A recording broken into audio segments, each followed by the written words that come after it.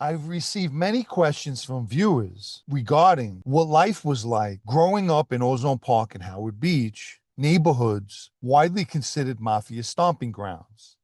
And I've explained this in the past. The majority of the social clubs were located in Ozone Park, and a great deal of organized crime members, including several bosses such as Joe Messino, John Gotti, and Vic Amuso, resided in Howard Beach. Back in the 70s and 80s, in both neighborhoods, wise guys were everywhere. It was no big deal to pass a newsstand and see a mob hit plastered on the front pages of all the newspapers. I remember as a very young kid seeing guys sitting outside social clubs, and even at that age, I could tell something criminal was floating in the air. These clubs were home base to crews who belonged to different families. And although Ozone Park was heavily Gambino influenced, there were social clubs belonging to the Colombos and the West Side.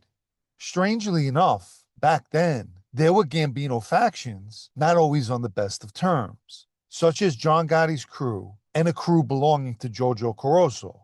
Jojo's brother Nicky had his social club in Canarsie, Brooklyn on Avenue L. It was a direct result of these guys hanging out and loitering outside of social clubs that I gained my sense of fashion. Most wise guys back then were very good dressers. Swag was a big way to earn in those days. You always heard of scores and swag. The mob sold leather jackets, suits, women's clothes, etc. Kennedy Airport was like a shopping center for the mob. If they wanted to make a score and make some money, they just hijacked the truck. Sometimes women would have a house party, and instead of selling Tupperware, they'd sell swag for their husbands or boyfriends. My friend Johnny Santori would sometimes spend a weekend unloading a warehouse, and you could see the excitement in his eyes whenever he spoke about it. For the mob, it was free money. If you were a street guy or a wise guy in the 70s and 80s and you couldn't earn, something was wrong with you. The streets were paved with money. Guys walked around with knots of it in their pocket. And I'll say this, if you were a young guy and around wise guys, you were different than your friends who had no mob affiliation. You acted different. You were more aware of what you were doing and how you carried yourself.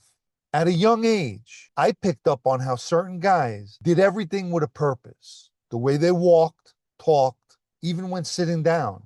But one of the most important lessons that I learned was don't make a threat that you couldn't act on.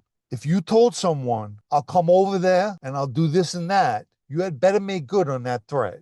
Never talk the talk if you couldn't walk the walk, so to speak. From a very young age, we learned how to read people, with the bullshitters and bean shooters being the easiest to read. Everyone in our neighborhood, including us kids, knew the police and law enforcement were not to be trusted, and talking to them could get you ostracized. For whatever reason, we just knew not to talk to the cops. And if one of our friends had a father as a cop, you viewed him differently as the kid whose father was a bookmaker. Even the women in the neighborhood didn't like cops. I remember when I caught my 1989 case. I was on a lam, and the detectives went to my block and knocked on all my neighbors' doors. I heard that the woman across the street yelled and cursed them and then slammed her door in their face. That's just the way it was. In present day, most of us don't bother with our neighbors. But back then, neighborhoods were communities who stuck together, and the mob were the gatekeepers of those communities. In Ozone Park, there was a small pizzeria around the corner from where I lived. And I can't tell you how many times I seen cars pull up and guys jump out and go after a guy that was either outside the pizzeria or walking by that would get baseball batted. Back then, violence was a common thing.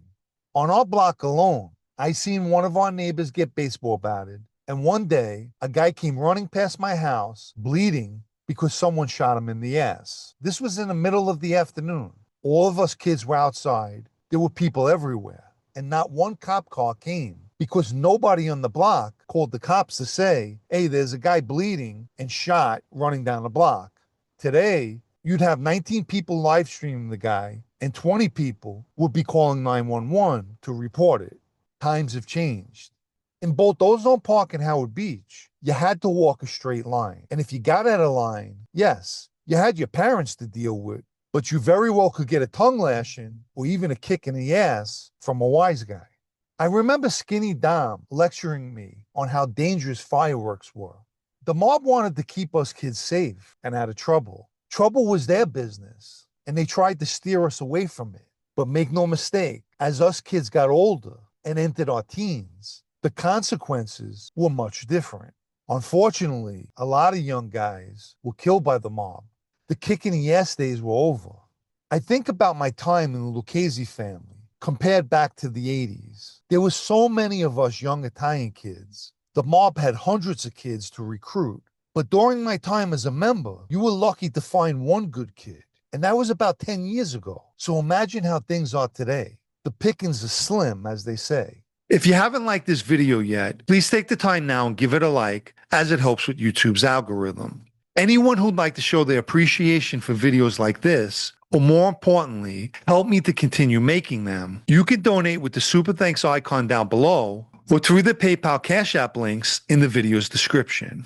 Let me quickly mention my blog, also called Sitdownnews, especially for those of you who still enjoy reading. The site can be found at sitdownnews.com and is a paid subscription. Overall, growing up in Queens back then taught me many lessons. Lessons that are invaluable today. And although I'm in my 50s now, in fact, I'll be 57 next month, I would never trade my childhood in for the lessons alone. Granted, I have learned many bad things from the mob, but conversely, there was a lot of good I learned as well. In many ways, the mob molded us kids.